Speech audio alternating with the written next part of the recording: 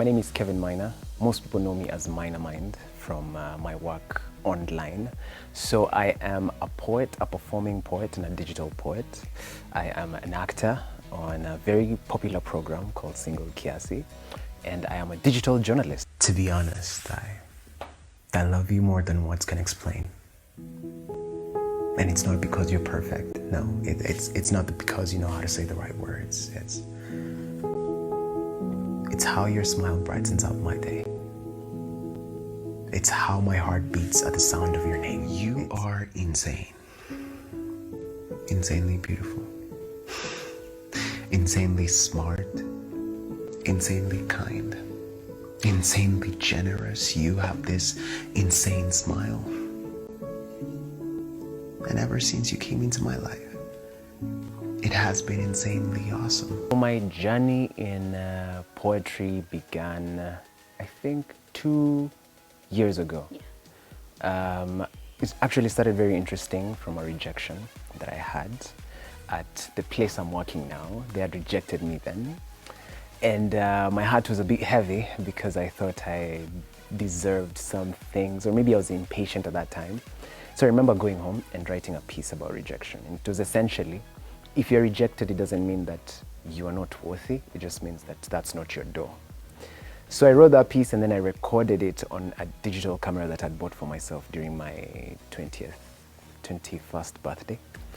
So after recording it, I remember putting it on my drive as a video journal so that I can always look to it when I feel discouraged. And then I watched it and I was like, I really want to share this information. I think it's very wise. So I woke up, edited, put some music that would give it some life. Then I posted and went to sleep. And the next morning, my account was buzzing. Like, people were like, oh my goodness, this is so beautiful. How do you create this? How do you do this? And I knew that's where I'm meant to be. So how meaningful words are to me, I started sharing exactly that through the pieces. And there was born Maina Mind. I'm not dating you just to break up with you. I'm not asking you out just so I can hurt you. I'm not checking up on you, then later on ghost you. I'm dating you because of this bold idea that someday I can build a future with you. I'm asking you out because it's only fair that I prove myself worthy of you. I'm checking up on you because I finally found you and I'm not about to let go of you. The context to that actually is that I'd been doing funny content previously, Flaco style. Different characters, nini, but it was not going anywhere. Until I did the simplest, when I talk about Flaco style, that guy works hard. You know, it's like different characters, it's like camera angles. This was the easiest piece, the easiest type of content that I've ever created that takes less effort, that comes from the heart. And that's what people really connected to. It taught me that success doesn't have to be hard. I think as Africans, we have grown up with like, you have to work hard, you have to really. This was the easiest type of content I've ever created. I sit in my bedroom with my ring light there and I press record and it blew. So success can be easy. That's what it taught me. And I did many more. And before I knew it, the videos were getting millions of views. So here we are. On most days, I wish you were here. I miss you more than you can imagine. I miss your touch. I miss your hug. At the beginning, I had so much to say. Like, the things are not recorded. So I was putting them up until it got to a point where, oh my goodness, I don't have much to say. So what I started doing is listening to people. And I would get a lot of DMs. At some point, people thought I was a psychologist. So I would get a lot of paragraphs of people in marriages, you know, talking about how mean their husbands are. And I'm just like, hey, I am children.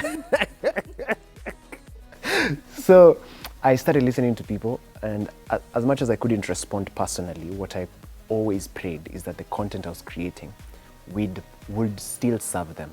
So I would listen to that, put myself in that situation and context, and then record a piece. So it was a lot of observing, a lot of imagination, which again informs my acting skills, because a lot of it is performance. It's writing the words that you truly believe and then bringing them into life. And that's what I've been doing. So I listen to people, I take it from my personal experience, I imagine a situation, I read a lot of books, articles, and then that way you keep sustaining.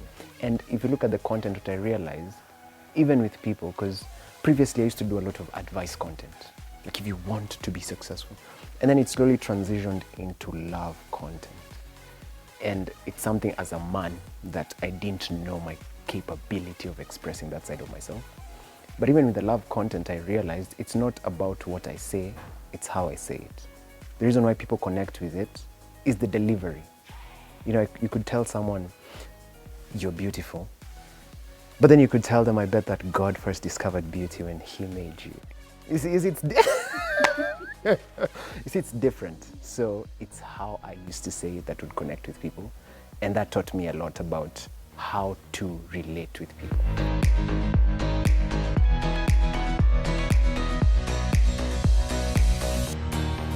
Challenges that I do go through would be, I think, the aspect of people thinking I am like a counselor.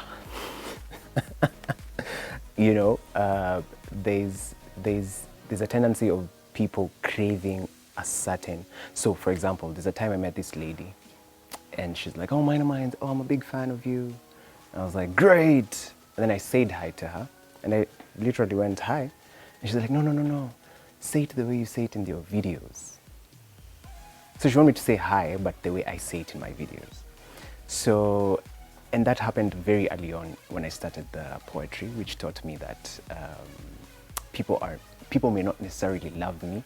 They may love the character and the persona that is Maina Mind, which also helped a lot and informed, even when you go into a room, if I'm going into a brand deal, I am Kevin Maina representing Maina Mind.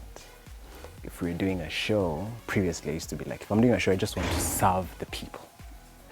But when the business mind comes into it, it's like, Kevin Maina's, what's the best for Maina Mind? So I think the challenge has been that, interacting with people on a capacity that they think I am, which I am not. Sometimes I'm like, I can't be listening to your marriage problems, madam. You know, because I have no knowledge of such. The highlight of that is that there's a lot of privilege, if I may. So as a media personality, there are people that at some point I couldn't get to, that now I can, simply because I have credibility.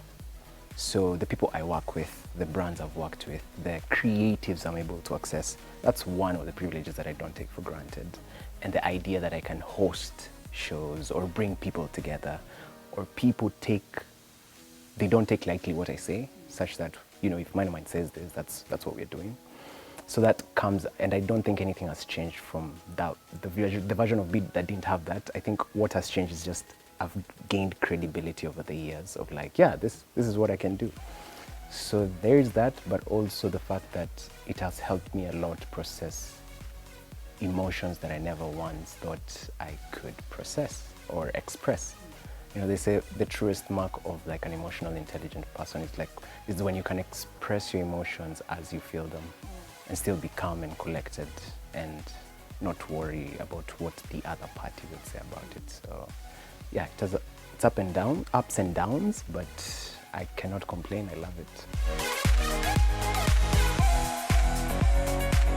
There is a time we were talking with my production manager, who's now my production manager. She invited me on another live event by one of my mentors, Abel Motua. And I went to this event and I watched it, and I just told her, you know, I would love to do this. And it was like a 2030 vision. And I'm like, one day, I would really love to do this, you know. And she was like, let's do it. So we're like, okay, let's start with like 20 people. We'll put out a pay bill, start selling tickets. Whoever will come through, I didn't know what I was going to do on stage. That's the other thing. You know, online you see my face. Now here we have to think, people are seeing your full body. People interacting with you on another level. So we did it, we put out a pay bill. We ended up actually selling 150 tickets, which was more than the 20 that we wanted. We were hosting at like a tiny space at Baraza Media Lab. They had to get extra seats. They had to buy curtains to give us the visual effect of like darkness and the light. And that event was good in so many ways, but it was also my worst, because I was very nervous. I was shaking on stage. I kept on fumbling. I literally got to a point where I just pulled out my book and started reading, and people were still clapping, which was another thing that informed about building a community. People who are vouching for you. They're just behind you, rallying you on. So we did that one.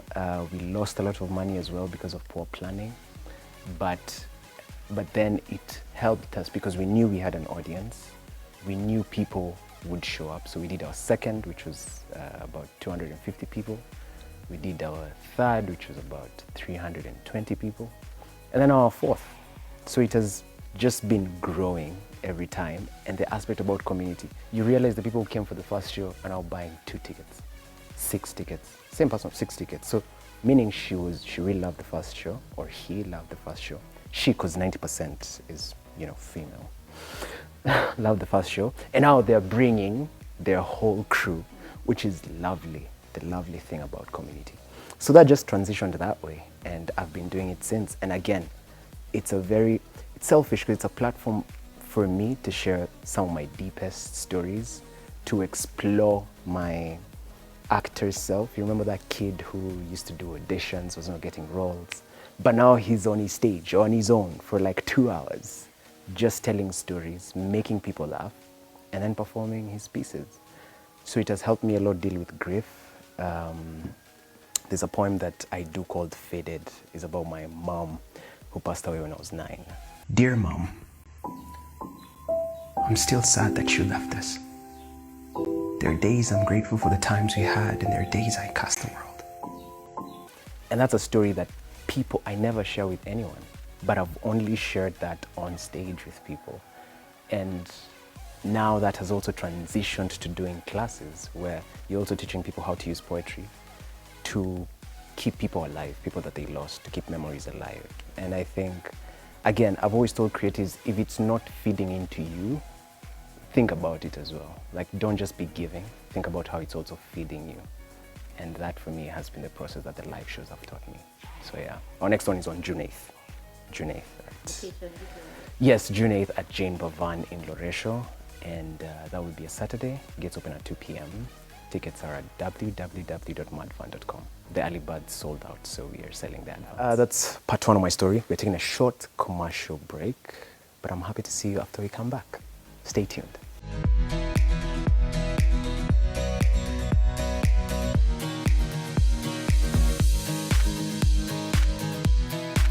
Welcome back on Millennial on the Move. My name is Maina, aka Maina Mind. Nimekuonya mara nyingi. Leo nakufa. Akisiku anajua ni bibi yako, can cheat, can die. Why would you embarrass me like that? I play a very beautiful character called Richie. Some may judge him, but I have fallen in love with him more. I was one of the people who used to judge him at the beginning. So Richie is a character on the highly acclaimed show, Single Kiasi, on Showmax. How that came about, believe it or not, so I've been creating videos on Maina Mind, right? Poetry videos. And remember how I started creating them was, first of all, yes, the poetry, which I didn't know I was doing poetry. I'm one of those TikTok poets who you just realize, oh, this is poetry. So it started with the poetry, but a big part of it was the cinematic value. So I invested in a camera, some good lighting. And I just, because I'd been to so many auditions and they were not going through, I was like, what I'll do, I'll create something cinematic that really highlights my facial expressions. If I say a line, I can make you cry with my eyes or with the twitching of my nose. Very intentional, you know? So I started doing that, and after doing it so many times, I got this DM from this producer, Grace Kahaki. Apparently, she's my follower. She was stalking me, now that I look back. and she DMs me and she's like, you have this essence that I cannot quite explain, but it's very, very good. It's appealing to both an older generation and a younger one. So we have been trying to cast for this role. Would you mind just reading us some lines? And then they sent me a script. I read some lines and I sent it on Sunday morning. By the time I'm leaving church coming back, they were like, bro, we love you. We want to give you the role. this character is a supporting act for one of the main cast, Mariah. So I was literally coming in for 5 episodes. The story had been written for 5 episodes. I was the cousin who was just coming to live with my cousin for a while, and then I live. All my scenes were dialogue scenes in the apartment. Literally, namsikiza tu, so utadu, nice. Oh, really? After 5 episodes, how that changed into another 5 episodes, I don't know. They rewrote it, another 5 episodes were written. Now they gave me a storyline of my mama, and adding layers to it. Season 2 came again, another 13 episodes. Season 3 now, another 13. So for me, what I learned from that was exploring with my aunt. Season 1 was very difficult for me because I was judging. I couldn't even cuss on set. And sometimes he has lines that he has to go a bit to the extreme, but I couldn't.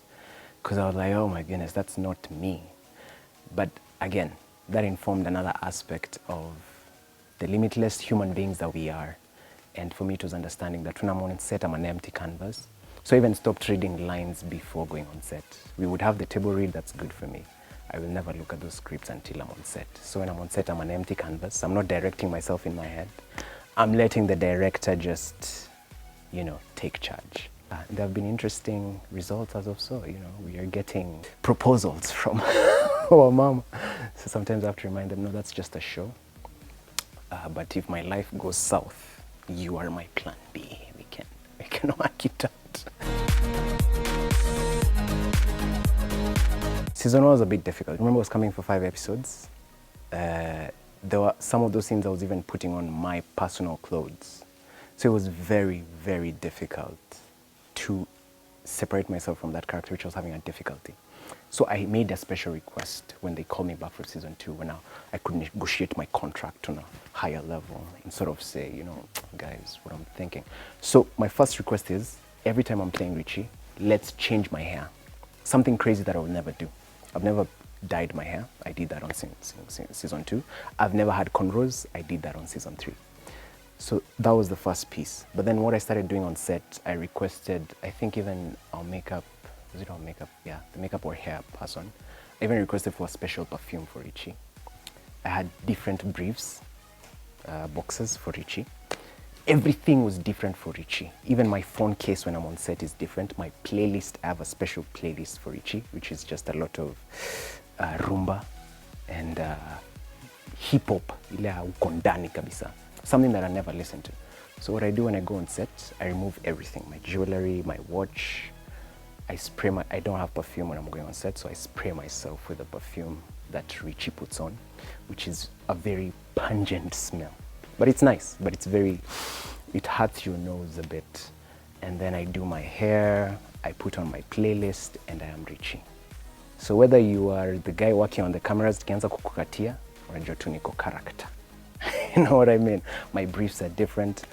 And then when I leave set, I take all that out, and then I'm back to my normal self. I used to pay my fee at KU for my school fees. So I needed something. There were times I'd done so many jobs. There was a time I was doing activation jobs at K1 just to sell beer. Like the guy standing there. Unataka kuonja hii? The Bila Shaka beers were coming up. So we are the ones who were doing that stand. So during my long holiday, that's what I used to do. But I knew it was not sustainable because when I go back to school, apart from the allowance I'm getting from my grandmother, I didn't have like money to pay the fee. So I started writing for the newspaper Daily Nation very early on, before even they called me. I used to write opinion sections. I used to reply to every editor and try to get my shot. I went there for a couple of interviews, sent in my CVs, attended the events. I was trying everything to get something. Then eventually they noticed somehow. They're like, hey, you've been writing for us. Would you want to just come and do an interview? We have an internship. And good thing the internship, the stipend I was getting was enough to pay my fee. So because I was under job, my fee was only like 15 Gs a semester. That's exactly what I was getting for my stipend and used to go. So from second year, it helped me just do that. And then I graduated into a trainee, moved into digital journalism, and now I'm the lead podcast producer there. So it has been a fun interesting journey of growth. And for me, what I've realized, if I'm to give like anyone out there advice, is first of all to know that you're limitless. I think we limit ourselves. The fact that you can be a mom, a daughter, a sister, a friend, all at the same time. You can be an actor, a journalist, a boyfriend. You can be so many things as long as they align with what you're doing. Because there was a time nothing was working. I was creating my 2 funny pieces, no one was watching, 2 likes. I was going for auditions, nothing was working. I was trying to write for the paper, they were not even recognizing me. And then they all suddenly, just reached a threshold where everything is now working. Now, my biggest task is balancing my schedule. It's like, oh my goodness, I'm doing this, I'm doing the shows. So the biggest lesson I've learned is you're limitless. And if you're just persistent and you trust what you're doing and you love it, you have a vision. Mine, I will credit scarcity, because that scarcity mindset and escaping poverty can really make you work hard. And when you're like, okay, I don't know my plan B is, I just want to be where everything is working. So just do what you have to do. Do it all. You don't have to sacrifice any, and especially when you're young, do it all. Exploit yourself as much as possible. Get to learn the extents that you can reach. For me, it was always like, okay, do I do this? Like, do I hold on? What if this is what I want? No, do it. They will all work out at the same time, as long as you know your heart is there. Like, just give yourself, offer yourself. That's how blessed you are. Yeah, you can stretch yourself more than you think you can. It's why I tell people, you are more than you think you are. And you have to, first of all, repeat that to yourself very, very many times, and then actually see it manifest. And you're like, there's a time I was praying for this. And it's so good when it finds you when you're ready. Because right now, when no one knows you, even I'm still at the foundation. Do you know I'm still at the foundation? Right now, when the world is yet to figure who I am, it's the best time to sharpen my sword. And I remind myself that every single day. Last but not least, I want to thank me. I want to thank me for believing in me. I want to thank me for doing all this hard work. I want to thank me for having no days off. I want to thank me for never quitting. I want to thank me for always being a giver. You can find me everywhere at Maina Mind. That's Maina and Mind, because that's what I share. Beats from my mind. And if you'd want to join us on the 8th of June, please do at Jane Bavan in Loresho. Tickets are going right now at www.madfan.com. I'll see you very, very soon. Remember, you're limitless.